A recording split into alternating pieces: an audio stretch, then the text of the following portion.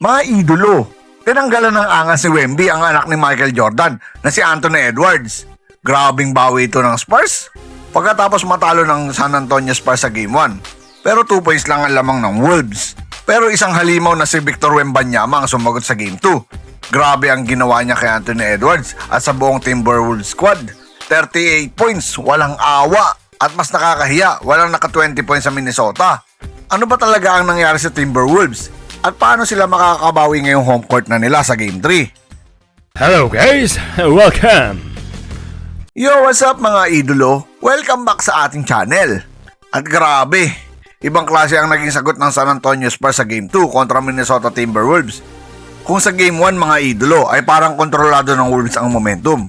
Ngayon naman ay literal na sinakal ng Spurs ang Minnesota mula first quarter hanggang fourth quarter. At syempre, ang sentro ng lahat ng ito ay walang iba kundi ang alien na si Victor Wembanyama. Mga idolo, ito na yata ang isa sa pinakamalupit na playoff performance ni Wemby ngayong postseason. Tinambakan ng 38 points, dominante sa paint, nakakatakot sa depensa at halos walang palya sa mga crucial possessions. At ang mas nakakabilib, hindi lang scoring ang ambag niya, ramdam mo yung impact niya sa buong laro. Kada drive ng Wolves parang natatakot silang pumasok. Dahil alam nilang nandyan si Wemby para mag-block o mag-contest. At napansin nyo ba, hindi na naging komportable si Anthony Edwards buong laro. Every time na umaatake si Ant, may nakaabang agad. Kapag nag-pull up siya, may haba ng Wemby na nakaka-estorbo. Kapag gusto niyang mag-explode, papunta sa rim, may help defense agad ang Spurs. At dito mo makikita na sobrang laki ng adjustment ng San Antonio. Mga idolo, Spurs team basketball at its finest. Pero hindi lang si Wemby ang dahilan kung bakit nanalo ang Spurs. Ito ang pinaka nakakatakot sa San Antonio ngayon. Balance ang scoring nila. Hindi sila umaasa sa isang player. May ambag ang guards, may ambag ang bench, may spacing, may ball movement. At sobrang ganda ng kanilang transition offense. Habang ang Wolves hirap na hirap gumawa ng opensa, ang Spurs naman parang practice game lang ang galaw sa half court. Kapag nag-double team kay Wemby, automatic may open shooter. Kapag naman single coverage, automatic bucket. At dito nasira ang depensa ng Minnesota. Ngayon mga idolo, pag-usapan natin si Anthony Edwards. Hindi maikakaila. Naisa siya sa pinaka-explosive player sa NBA ngayon. Nasasabi pa nga na anak siya ni Michael Jordan. Pero sa Game 2, tila nawalan siya ng momentum. At alam niyo kung bakit? Disiplina ng Spurs defense. Hindi nila hinahayaang makatakbo si Ant sa open court. Hindi nila hinahayaang mag-ISO ng komportable. At bawat hawak niya ng bola, ramdam mo yung pressure. Makikita mo rin na frustrated siya habang tumatagal ang laro. May mga possessions na napipilitan siyang mag-force ng tira. Minsan naman napapa-atras siya dahil sa haba ni Wemby. At kapag nawala ng rhythm si Anthony Edwards, nawawala ng energy ang buong Wolves. At ito siguro ang pinaka nakakagulat sa lahat. Walang player ng Minnesota ang umabot ng 20 points. Imagine nyo yun? Sa panahon ngayon ng NBA na puro high scoring games, walang naka 20 points? Ibig sabihin niyan sobrang effective ng depensa ng Spurs.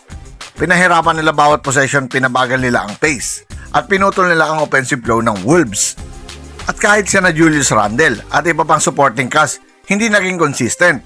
Parang nawala ng kumpiyansa ang buong Minnesota habang lumalaki ang lamang ng Spurs. Para sa akin, ang biggest turning point ng laro ay yung second quarter run ng Spurs. Doon nagsimula mag-init si Wemby. Doon nagsimula mag-collapse ang depensa ng Wolves. At doon nawala ang confidence ng Minnesota. Kasi habang tumatagal ang laro, mas lumalakas ang depensa ng Spurs. Habang ang Wolves naman parang nagmamadali. At alam niyo namang delikado kapag nagmamadali ang isang team. Laban sa discipline defense. Ngayon, ang malaking tanong, paano babawi ang Timberwolves sa Game 3? Lalo na home court na nila ang susunod na laban. At para sa akin, may 3 major adjustment na kailangan gawin ng Minnesota. Adjustment number 1, attack earlier. Una, kailangan nilang umatake ng mas maaga sa shot clock. Napansin natin sa Game 2 na sobrang bagal ng kanilang opensa. Kapag late na sila umatake, nakaset na ng depensa ang Spurs at nandun na si Wemby sa paint. Kaya dapat mas mabilis ang ball movement, mas mabilis ang cut at mas maraming transition attacks. At bawasan ang ISO plays para kay Anthony Edwards. Boy, what a burst. Kyle Anderson checking in for Minnesota. Adjustment number 2, involve other players. Hindi pwedeng puro kay Anthony Edwards lang umiikot ang opensa. Kailangan gumalaw ng mas maayos ang ibang players. Kailangan may off-ball screen. Kailangan mas involved siya ng Julius Randle at role players. Dahil kapag predictable ang Wolves offense, madaling basahin ng Spurs yan. Adjustment number 3, force Wemby outside. Kailangan nilang ilabas si Wemby sa paint. Ito ang pinaka-importante mga idolo. Kapag nasa ilalim lang si Wemby buong laro, sobrang hirap umatake dahil sa sobrang haba niya. Kaya dapat pilitin siyang lumabas gamit ang pick and rolls, gamitin ang spacing, at pilitin siyang depensahan ng perimeter. Kapag napagod si Wemby sa depensa, doon magkakaroon ng chance ang Wolves. At ito na mga idolo, ang prediction ko for Game 3. Mga idolo, kahit home court ng Minnesota sa Game 3, hindi magiging madali para sa kanila ito. Kasi ngayon, may momentum na ang Spurs. At kapag confident si Wembanyama, ibang klase ang San Antonio. Pero naniniwala ako magiging mas agresibo si Anthony Edwards sa next game. Posible na mas maagang umatake siya. At mas physical. At mas emotional ang approach niya.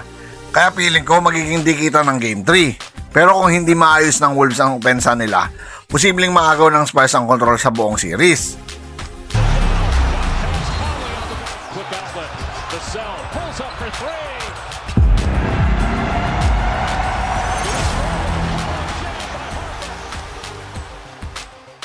Sa totoo lang mga idolo, itong game to ang nagsabi sa buong NBA na hindi basta-basta ang Spurs. At si Victor Wembanyama, unti-unti na niyang pinapakita na kaya niya maging mukha ng liga sa mga susunod na taon. 38 points ang itinambak niya sa Timberwolves, dominanting depensa, at kontrolado ang buong laro. Samantalang ang Wolves naman, kailangan nilang magising agad bago maging delikado ang series. Pero kayo mga idolo, ano sa tingin nyo? Makakabawi pa ba ang Timberwolves sa Game 3? O tuloy-tuloy namang dudurugin ng Spurs ang Minnesota? At sino sa tingin nyo ang mas may pressure ngayon? Kay Anthony Edwards ba? O ang buong Wolves coaching staff? Comment nyo lang sa baba dahil gusto ko malaman ang opinion ninyo. At kung nagustuhan nyo ang breakdown natin today, huwag kalimutang mag-like at mag-subscribe at pindutin ang notification bell button dahil dito sa channel na ito, basketball ang tunay na panalo. 1983, they beat Denver by 40. Being content to win one, and how much that impacted what they did. Stolen by Olynyk. McLaughlin have an easy basket on the other end.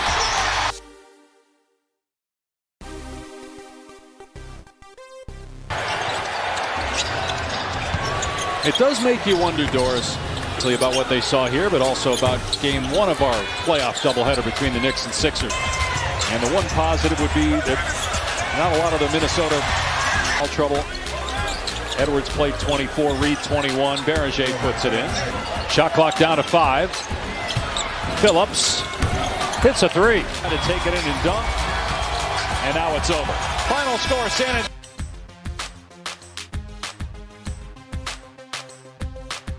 Once again, this is your Spotlight on Sports. Maraming salamat mga ka-sports. Parang may mali na naman ah. Once again, this is your Spotlight on Sports. Maraming salamat mga ka-sports.